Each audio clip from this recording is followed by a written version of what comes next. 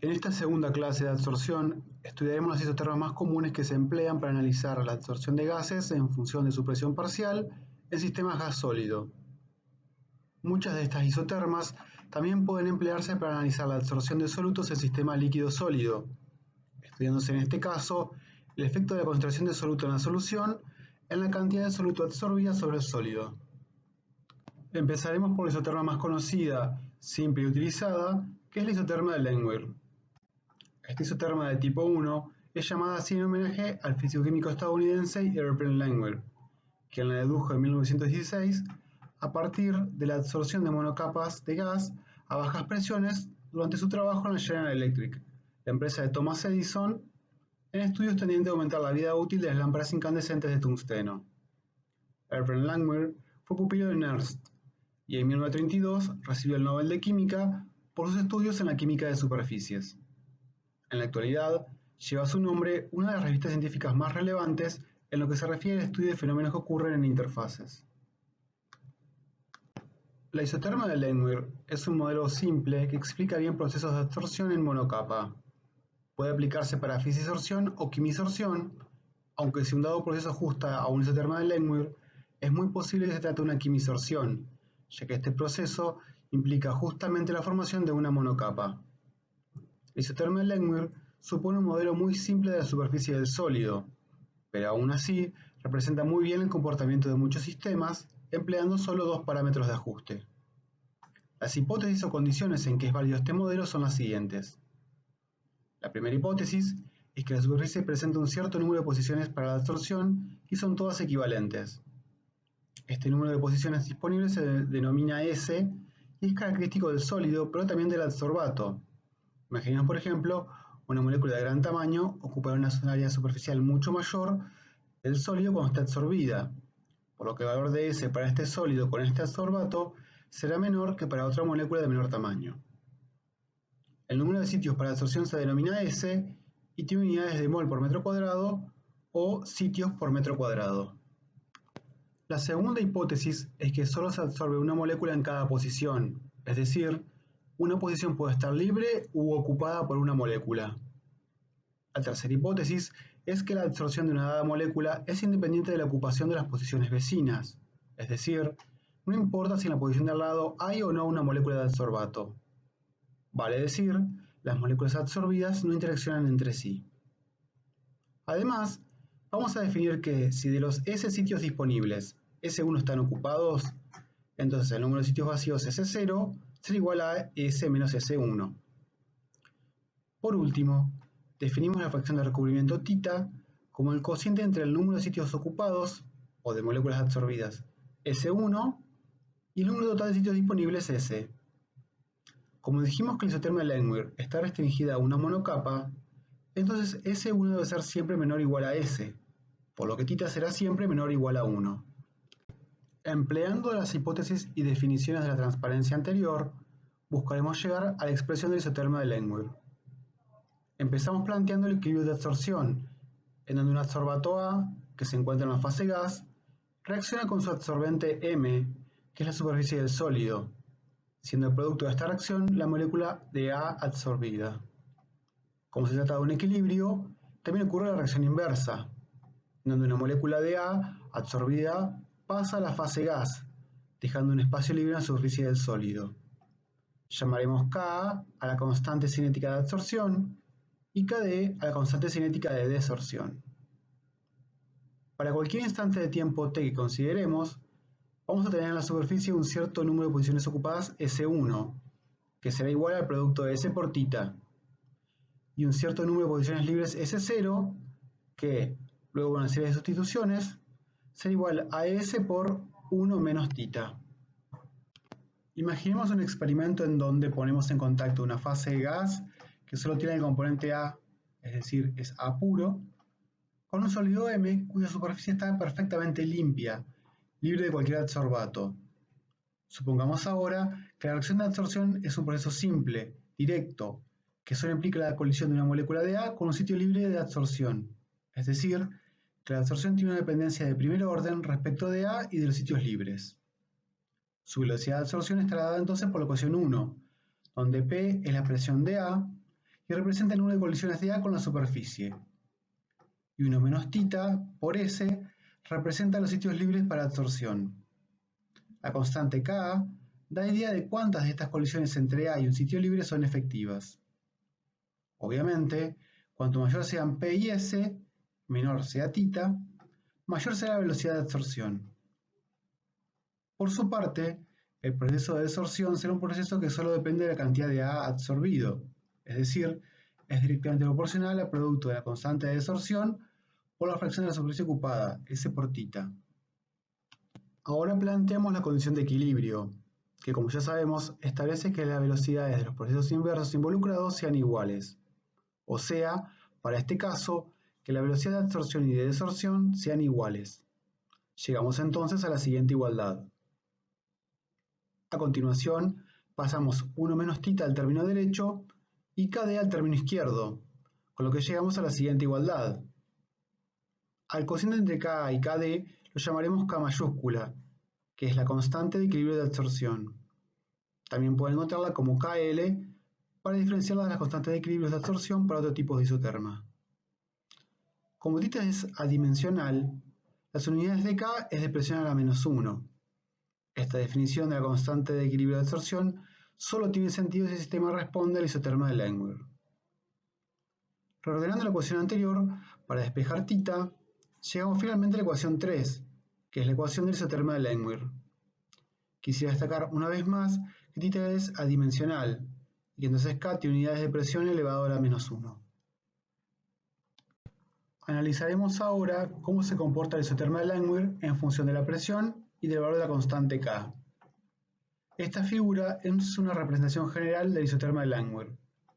Obviamente, cuando la presión sea 0, la cantidad absorbida será nula. Si miramos ahora la ecuación de este isoterma, vemos que si tenemos presiones bajas, de forma tal que el producto de K por P sea menor a 1, entonces vemos que θ es igual a K por P, es decir, θ aumenta en forma lineal con la presión, tal como puede apreciarse en la recta que sale de 0, 0 de esta figura. Cuando hablamos de presiones bajas, nos referimos en este caso a una presión baja respecto de K, de forma tal que el producto sea despreciable respecto de 1. Por otro lado, a altas presiones, tendremos que el producto de K por P será mucho mayor a 1, por lo que θ será prácticamente igual a 1, es decir, tendremos cobertura total de la superficie del sólido. La curva del isoterma se hace asintótica con la recta θ igual a 1 constante. Nuevamente, una presión alta es respecto a la constante K, o sea, cuando K por P sea mucho mayor a la unidad. Veamos ahora cómo es la respuesta de θ frente a variaciones en el valor de la constante K. Esta constante es una medida de la afinidad del adsorbato por la superficie, y por como fue definida la transparencia anterior, puede concluirse que cuanto mayor sea esta constante, mayor será la afinidad. Esto se ve reflejado en la ecuación del isoterma, donde una dada presión, cuanto mayor sea K, mayor será θ. Esto puede verse claramente en la siguiente figura, donde vemos cómo se hace cada vez más empinada la curva del isoterma de absorción, así como también su pendiente inicial, a medida que K se incrementa. Supongamos que ya tenemos los datos de un experimento de absorción en forma de volumen de gas absorbido para una dada presión de equilibrio. Graficamos estos datos y vemos que tiene una forma similar a un isoterma tipo 1, como puede apreciarse en esta figura, por lo que podríamos ajustarlos a un isoterma tipo Langmuir. Veremos entonces cómo obtener los parámetros del isoterma de Langmuir a partir de los resultados experimentales. El parámetro principal del isoterma de Langmuir es la constante de equilibrio K, y para obtenerla hemos visto que precisamos los datos de θ en función de P. Pero de un experimento, los datos que obtenemos son V, el volumen de gas absorbido en función de la presión, y eventualmente Vm, el volumen máximo absorbido cuando se completa la monocapa, que lo determinamos cuando V no aumenta aunque se siga incrementando la presión. No siempre podemos determinar Vm, por lo que en ese caso tenemos que calcularlo a partir de los datos junto con K.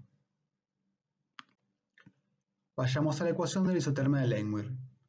θ es igual al cociente entre los sitios ocupados y los sitios totales, o lo que es equivalente al cociente entre V, que es directamente proporcional al número de sitios ocupados, y Vm, que por ser el volumen de la monocapa, cuando la superficie está totalmente cubierta, es directamente proporcional al número de sitios disponibles. De un gráfico de B versus P, podríamos entonces obtener directamente los valores de Bm y de K si tenemos algún programa que nos permita realizar el ajuste a la ecuación de Langmuir. Simplemente se pasa Bm multiplicando el otro miembro. Si no se dispone de este programa, lo que podemos hacer es buscar la forma de linealizar estos resultados para obtener así Bm y K. Hay dos formas de linealizar la isoterma de Langmuir. La primera consiste en ordenar la ecuación 3, tal como se muestra en la ecuación 4, y graficamos a continuación 1 sobre b en función de 1 sobre p, tal como se muestra en la siguiente figura. Si el sistema ajusta la isoterma de Langmuir, los valores se ajustarán a una recta, que tendrá por pendiente a 1 sobre k por bm y por ordenar el origen a 1 sobre bm. Obtenemos de esta forma los parámetros que estábamos buscando. La otra forma de analizar es la que se muestra en ecuación 5, que es la de multiplicar los dos miembros de ecuación 4 por p. En este caso, graficamos p sobre b en función de p, como vemos en esta figura. Nuevamente, si el isoterma de Langmuir representa bien el comportamiento del sistema, deberíamos tener una recta, cuya pendiente será 1 sobre bm y cuya ordenada de origen será 1 sobre k por bm. De cualquiera de estas tres formas, el ajuste directo o las dos formas linealizadas, podemos obtener los parámetros del isoterma de Langmuir. El coeficiente de correlación de las regresiones, el R cuadrado, nos indicará si los ajustes son buenos. Idealmente debería ser 0,99 o superior. Una segunda forma de verificar es graficar de forma conjunta los resultados experimentales y la curva que se obtiene con los parámetros de ajuste obtenidos, tal como se muestra en esta figura. La curva tendría que representar bien el comportamiento de los datos experimentales y no debería presentar sesgo, esto es, la diferencia entre los datos experimentales y los datos calculados deberían distribuirse al azar por encima y por debajo de 0. Veremos a continuación algunas extensiones a la isoterma de Langmuir, es decir, sistemas donde, pese a tener una absorción exclusivamente monocapa, tenemos más de un adsorbato presente, o bien nuestro adsorbato ocupa más de un sitio de absorción. Estudiaremos primero el caso de la absorción competitiva, en donde dos gases, A y B, compiten por los mismos sitios de absorción del sólido. Para el gas A, tendremos la ecuación de equilibrio planteada por esta ecuación. A su vez, para el gas B, la ecuación de equilibrio será la siguiente. En el equilibrio, tenemos una fracción de la superficie ocupada por moléculas de A, que llamaremos tita A, y otra fracción ocupada por moléculas de B, que llamaremos tita B. La fracción total de sitios ocupados, tita, será igual a la suma de tita A más tita B. Por lo tanto, la fracción de sitios libres, 1 menos tita, será igual a 1 menos tita A menos tita B. Planteemos ahora la ecuación de equilibrio para el gas A. La velocidad de absorción será igual a la constante cinética de absorción por la presión de A por los sitios libres, o sea, los sitios totales S por 1 menos tita A menos tita B. La velocidad de absorción, por su parte, será igual a la constante cinética de absorción por los sitios ocupados por A, que será igual a S por tita A. Como consideramos que estamos en equilibrio, igualamos ambas velocidades y llevamos K mayúscula A al cociente entre las constantes cinéticas de absorción y desorción de A, que queda definida por la ecuación 6. Repitiendo este procedimiento para el gas B, llegamos a la constante de equilibrio Kb, definida por la ecuación 7.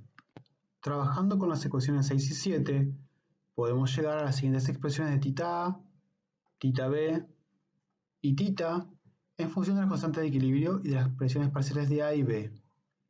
En la siguiente figura se muestra un ejemplo de absorción competitiva que ajusta la isoterma de Langmuir.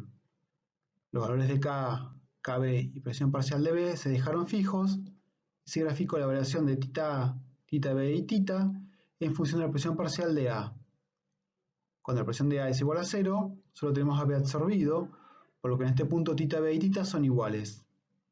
A medida que aumenta la presión de A, vemos que tita A aumenta y que tita B disminuye, debido a la competencia del gas A. Tita aumenta, pero más lentamente que tita A. La curva azul muestra tita A cuando partimos de la presión de B es igual a 0, es decir, sin absorción competitiva.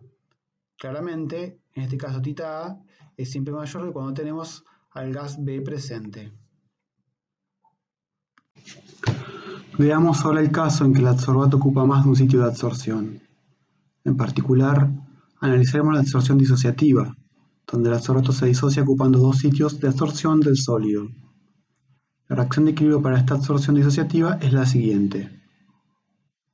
Si suponemos una cinética simple, la velocidad de adsorción va a estar dada por la siguiente ecuación, donde los sitios libres, S por 1 menos θ, está elevado al cuadrado, tal como se desprende de la estequiometría de la reacción planteada. Por su parte, la velocidad de desorción estará dada por la siguiente ecuación, donde el término que representa los sitios ocupados por A está elevado al cuadrado por la estequiometría involucrada. Si ahora igualamos estas velocidades bajo la premisa de que estamos en el equilibrio, llamamos K el cociente de la constante cinética de absorción y la de desorción, y lo ordenamos, llegamos entonces a esta expresión de θ dada por la ecuación 8. En la siguiente figura, vemos un gráfico de θ en función de P para un compuesto con asociación disociativa y se compara con otro que se absorbe ocupando un solo sitio, es decir, con θ ajustando la ecuación 3. Los valores de K son los mismos para ambos compuestos. Puede apreciarse que, a bajas presiones, el grado de recubrimiento es mayor para la absorción disociativa. Esto es esperable, ya que la misma cantidad de gas ocupa más posiciones. Sin embargo, a medida que aumenta la presión, θ es menor para la absorción disociativa, lo que puede racionalizarse considerando que son necesarias dos posiciones libres de forma simultánea para que pueda producirse la absorción. Por último, vemos en esta figura el efecto de un aumento en la constante de equilibrio en θ. Al igual que para la absorción simple, un aumento en la constante implica un aumento en θ para una dada presión, lo que es esperable, ya que una mayor constante indica una mayor afinidad entre el adsorbato y la superficie. Analizaremos ahora la dependencia de la constante de equilibrio de absorción en función de la temperatura. Este análisis es válido para cualquier tipo de isoterma. Simplemente se plantea la reacción de equilibrio de absorción y se analiza la dependencia de θ con la temperatura o una presión constante. Nos proponemos analizar el comportamiento general que seguirá un sistema donde hay un equilibrio de absorción gas-sólido. Si pensamos en la respuesta del sistema desde un punto de vista molecular, al aumentar la temperatura aumentará la movilidad de las moléculas sobre la superficie del sólido, por lo que es más fácil que pasen a la fase gas. Desde un punto de vista termodinámico, podemos analizar la respuesta del sistema empleando las herramientas que aprendimos en el estudio del equilibrio químico. Si aplicamos el principio de Le Chatelier, que establece que cuando la reacción es exotérmica, la derivada del avance de reacción respecto de la temperatura es menor a cero, entonces podemos establecer que al aumentar la temperatura, el equilibrio de absorción se desplazará hacia los reactivos, esto es, hacia el adsorbato en la fase gaseosa y en superficie libre. Por lo tanto, disminuirá θ. Por otro lado, si conocemos la constante de equilibrio y el valor de ΔH de absorción, y se lo puede considerar constante en el rango de temperatura estudiado, podemos aplicar entonces la ecuación de Van Hoff para conocer la constante de absorción a otra temperatura. Las expresiones de la ecuación de Van Hoff son las siguientes. En la siguiente gráfica se muestran las variaciones de la constante de equilibrio para la fisisorción, un ΔH de absorción de menos 10 kJ por mol, y quimisorción, ΔH de absorción de menos 300 kJ por mol, en función de la temperatura, en un rango entre 0 y 20 grados Celsius. Como puede apreciarse, es más marcada la variación para la quimisorción debido a su mayor ΔH. También se muestra la variación en el constante de equilibrio para una quimisorción endotérmica, la cual se incrementa al aumentarse la temperatura. Veremos ahora cómo se puede calcular el ΔH de absorción a partir del análisis de la presión de equilibrio del sistema en función de la temperatura. Para esto, es necesario que el sistema ajuste el isoterma de Langmuir y deberemos trabajar a un valor de fracción de recobertura, es decir, θ constante. Partimos de la ecuación de Langmuir, reagrupada tal como se muestra en la ecuación 9, de forma tal que en el segundo miembro nos quede todo en función de θ solamente. Ahora aplicamos la logaritmo natural a ambos miembros y llegamos a esta expresión. Si diferenciamos respecto de t y considerando que θ es constante, llegamos entonces a esta ecuación. Tal como vimos en el equilibrio químico y mencionamos en la transparencia anterior, la derivada del logaritmo natural de kt respecto de t es igual al ΔH de reacción sobre r por t al cuadrado. En este caso es el ΔH de absorción, ya que es la reacción que estamos estudiando. Es muy importante recordar que este valor de ΔH es válido para un dado valor de θ, Si se repite la determinación a otro valor de θ, puede variar el delta H de absorción. Si bien en las condiciones ideales del isoterma de Langmuir debería ser constante. Si reemplazamos ahora diferencial t por menos t al cuadrado diferencial de 1 sobre t, llegamos a esta expresión que indica que la derivada del logaritmo natural de p de equilibrio respecto de 1 sobre t es igual al delta H de absorción sobre R. Como el delta H de absorción es menor a 0, entonces la presión de equilibrio va a aumentar a medida que se aumente la temperatura. En esta figura se muestra la variación de la isoterma de absorción en función de la temperatura, en donde para un dado valor de θ, P aumenta a medida que aumenta la temperatura. Para obtener el delta H de absorción, se procede entonces a graficar el logaritmo natural de P en función de 1 sobre t. La pendiente de la tangente de esta curva a un dado valor de 1 sobre t será igual al delta H de absorción sobre R para este valor de 1 sobre t. El isoterma de Langmuir es un modelo de absorción ideal. Pueden ocurrir desviaciones de este modelo por el comportamiento real del sistema, lo que puede limitar en mayor o menor medida su utilidad. Las principales limitaciones de este modelo son las siguientes. Primero, las posiciones de absorción no son totalmente equivalentes, sino que se ocuparán primero aquellas posiciones que den lugar a enlaces más estables, es decir, que tienen mayor energía de enlace. Por ejemplo, los sitios que presenten defectos suelen estar menos estabilizados que aquellos que mantienen orden cristalino, por lo que suelen ser más reactivos. 2. Pueden existir interacciones entre las moléculas absorbidas, lo que a su vez afecta a las interacciones entre adsorbato y adsorbente, siendo este efecto más importante a medida que θ aumenta. Cuanto mayor es la cobertura, más aumentarán las fuerzas repulsivas entre las especies absorbidas. Estos dos efectos hacen que el delta H de absorción no sea constante, sino que vaya a ser una función de θ, lo que se puede verificar experimentalmente. 3. La absorción no siempre está restringida a una monocapa, sino que pueden absorberse capas por fisisorción sobre la capa quimisorbida. Esto es especialmente significativo cuando tenemos presiones de gas que se acerquen a la presión de vapor de este gas. 4. Otro comportamiento que hace que el sistema no se ajuste al isoterma de Langmuir es que las moléculas absorbidas pueden moverse a través de la superficie, siendo este fenómeno más significativo a mayor temperatura. Quinto y último, las superficies de la mayoría de los sólidos no son uniformes, y la velocidad de absorción también dependerá de la posición de la molécula absorbida. Pese a estas numerosas limitaciones, es el modelo más utilizado, ya que a diferencia de muchos otros, como los isotermas de Freundlich o de Temkin, que veremos más adelante, propone un modelo de reacción y no es solo un ajuste empírico o semiempírico de resultados experimentales. Además, muchas veces el comportamiento del sistema se ajusta a esta isoterma, aunque no cumpla con las condiciones de estricta validez. Por ejemplo, muchas superficies heterogéneas, como óxidos mixtos, ajustan a este modelo porque un solo grupo funcional es el que reacciona con un dado adsorbato. De esta forma, damos por finalizado nuestro estudio del isoterma de Langmuir. Ahora veremos cómo calcular la superficie específica de un sólido. La superficie específica es el área superficial disponible para la absorción por unidad de masa de un dado sólido. Tiene unidades de metro cuadrado por gramo. Se determina a partir del volumen o masa de gas absorbida cuando se satura la primera monocapa y del área ocupada por una molécula de adsorbato en la superficie. La ecuación que empleamos para calcular la superficie específica es la siguiente, donde alfa efectivo o alfa F es el área efectiva ocupada por una molécula sobre la superficie del adsorbato. Na es el número de Avogadro, Bm es el volumen de gas absorbido cuando se satura la monocapa en condiciones normales de presión y temperatura, y B es el volumen que ocupa un mol de gas en condiciones normales de presión y temperatura. Na y B son constantes. Bm se determinó en un experimento de absorción, por lo que solamente precisamos conocer alfa F, lo que se puede obtener de tablas o por cálculo. Tal como se muestra en esta figura, el área efectiva es el área proyectada de una molécula sobre la superficie del adsorbente. El problema de su determinación es que no solo depende de la naturaleza del adsorbato, sino que también se desconoce de forma exacta el empaquetamiento de las moléculas que constituyen la monocapa, es decir, cómo se ordenan. Veamos un ejemplo. La absorción de nitrógeno a 77 Kelvin, sistema que se emplea frecuentemente para determinar Bm y por lo tanto la superficie específica.